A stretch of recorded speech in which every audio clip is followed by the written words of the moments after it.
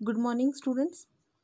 In our previous video, we have learned about the atmospheric pressure, pressure in air and pressure in liquids. In this lecture, we are going to learn the buoyant force. Try this. Take a plastic bottle and fix the lid tightly. Now place it in water and see. तर आपल्याला काय करायचं आहे, एक plastic bottle घ्यायची आहे, त्याचं झाकण किंवा लीड आपण एकदम टाईट घट्ट बंद केले आणि ती बॉटल आहे ती पाण्यामध्ये सोडायची आहे. It will float on a water. आपल्याला काय दिसतं, तर ती जी बॉटल आहे ती पाण्यावरती तरंगते. Try and push it in to the water. Even when pushed it continues to flow. समजा आपण ती बॉटल पकडली आणि पाण्यामध्ये खाली दाबण्याचा किंवा पुश करण्याचा प्रयत्न केला तरीसुद्धा ती बाटली पाण्यावरती तरंगते. This experiment can also be done with a plastic hollow ball. Figure 3.10. हा जो एक्सपेरिमेंट आहे जो आपण पाण्याची बॉटल घेऊन करतोय तो आपण प्लास्टिकचा हॉलो जो बॉल असतो त्याच्यासोबत सुद्धा करू शकतो. म्हणजे तो बॉल आपण पाण्यावरती टाकला तर तो पाण्याच्या पृष्ठभागावरती तरंगतो आणि आपण तो खाली दाबण्याचा प्रयत्न केला पाण्यात तरीही तो पाण्यात बुडत नाही, तर तो तरंगून वरती येतो. Now fill the bottle with water to the fullest capacity and close the lid and release in a water. आता काय करायचं आहे, ती जी बाटली आहे ती आपल्याला फुल कपॅसिटीने किंवा पूर्णपणे पाण्याने भरायची आहे आणि त्याचं लीड आहे ते पुन्हा घट्ट बंद करायचं आहे आणि ती बाटली पाण्यामध्ये सोडायची. The bottle will float inside the water. Y does this happens? जेव्हा सुरुवातीला आपण एक रिकामी बॉटल पाण्यामध्ये सोडली आहे तर ती पाण्याच्या वरती तरंगते, पण तीच बॉटल जेव्हा पाण्याने पूर्णपणे भरून आपण पाण्यात सोडतो तेव्हा ती पाण्याच्या आतमध्ये तरंगताना दिसते.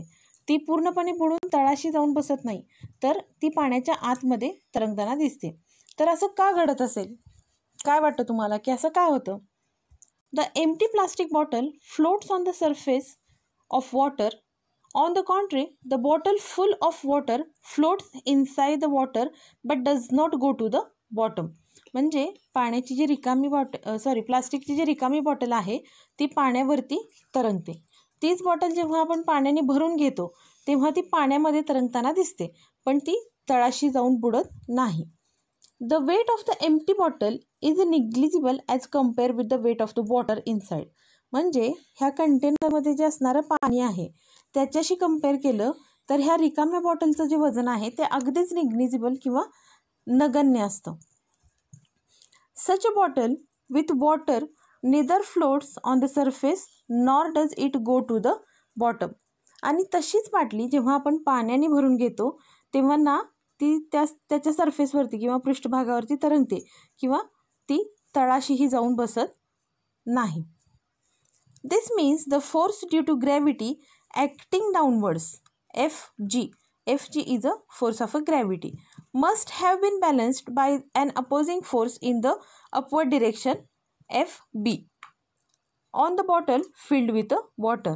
म्हणजे असं का होतं, तर आपल्याला माहिती आहे that gravitational force is acting towards downward or towards the earth on each and every object. म्हणजे पाण्याच्या खालच्या बाजूला जाणाऱ्या ह्या बॉटलवरती जो काही खालच्या दिशेने ॲक्ट होणारा ग्रॅव्हिटेशनल फोर्स आहे तो पाण्यातूनच त्या बॉटलवरती अपवर्ड दिशेने किंवा वरच्या बाजूने ॲक्ट करणाऱ्या दुसऱ्या कोणत्या तरी फोर्समुळे संतुलित होतो.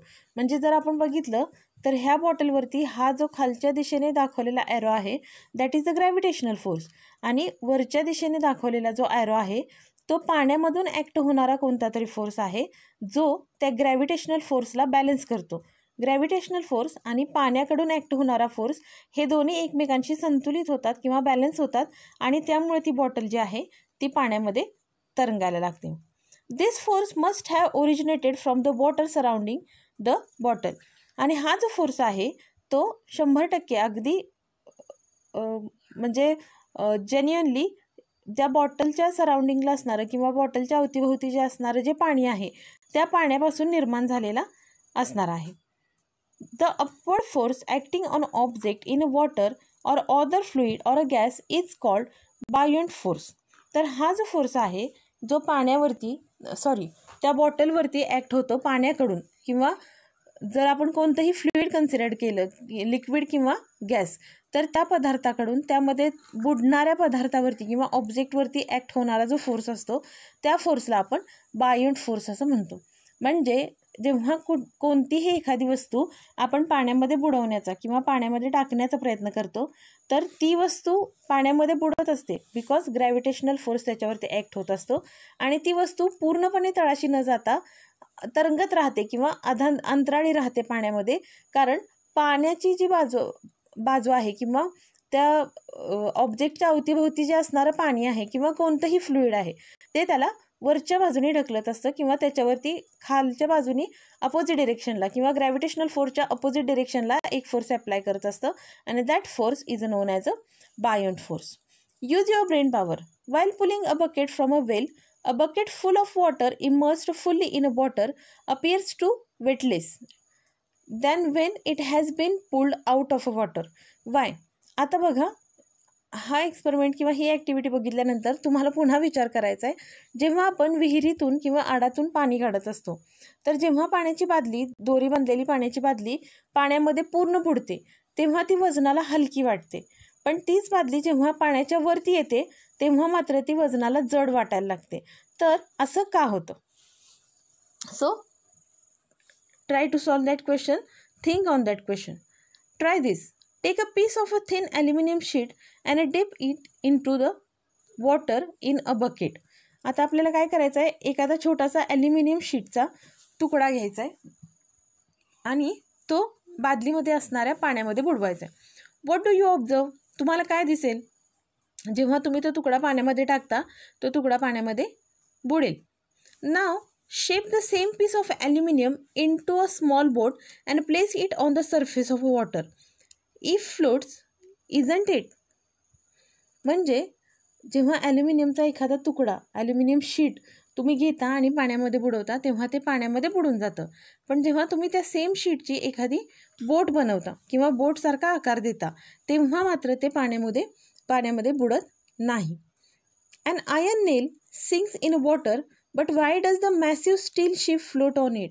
अगदी छोटासा लोखंडाचा खिळासुद्धा पाण्यामध्ये बुडतो, पण स्टीलपासून बनवलेली अगदी मोठीच्या मोठी जहाजंसुद्धा पाण्यावरती तरंगतात. When an object is deep in a liquid, a buoyant force acts on it and hence it appears that the weight of the object is reduced.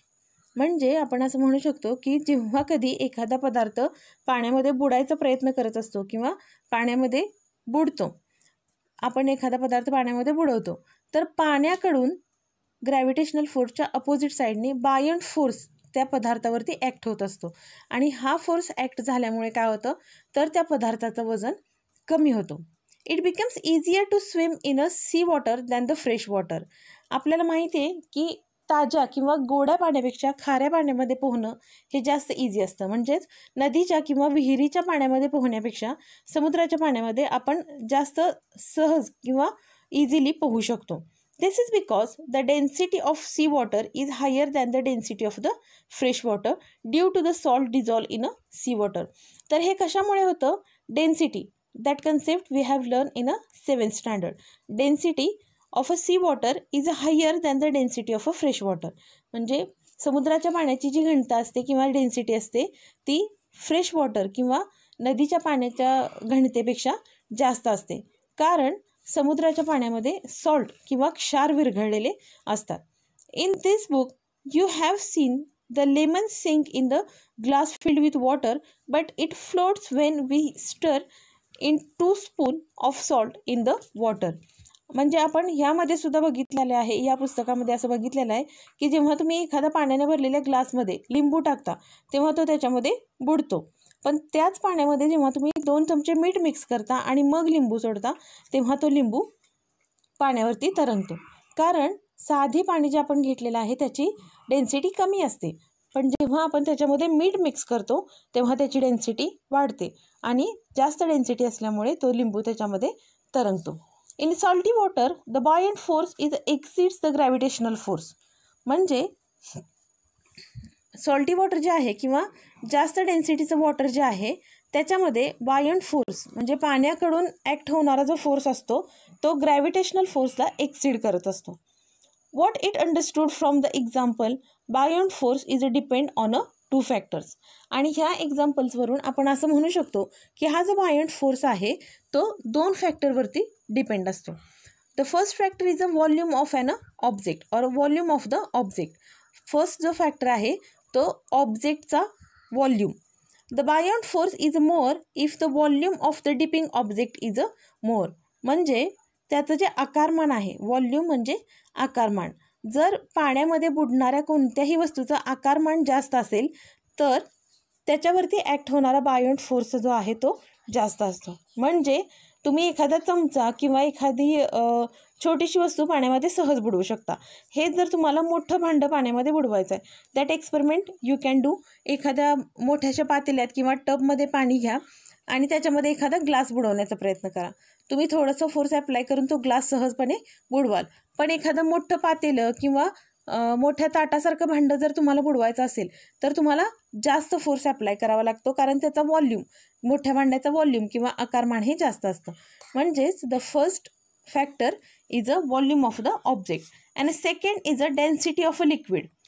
More the density of liquid more the force of a buoyancy. म्हणजे जे पाणी तुम्ही घेतले त्याची density, we can see the same example of a lemon. जेव्हा पाण्याची density normal असते किंवा आपण फ्रेश वॉटर घेतो तेव्हा तो लिंबू सहज बुडून जातो, म्हणजे त्याच्यावरती ॲक्ट होणारा जो बायोंट फोर्स आहे तो कमी असतो. पण जेव्हा आपण त्या पाण्याची डेन्सिटी वाढवतो, त्याच्यामध्ये मीठ मिक्स करतो आणि त्याची डेन्सिटी वाढवतो आणि मग जेव्हा लिंबू टाकतो तेव्हा तो लिंबू तरंगायला लागतो. म्हणजे if the density of liquid is a more, the force of a buoyancy किंवा बायोंट फोर्स जो आहे हा सुद्धा मोर असतो. Here we have completed the part buoyant force. The next and last part of our lesson, Archimedes principle, we'll see in a next video. So keep watching this video and do subscribe the channel. If you have any problem, message me. Thank you.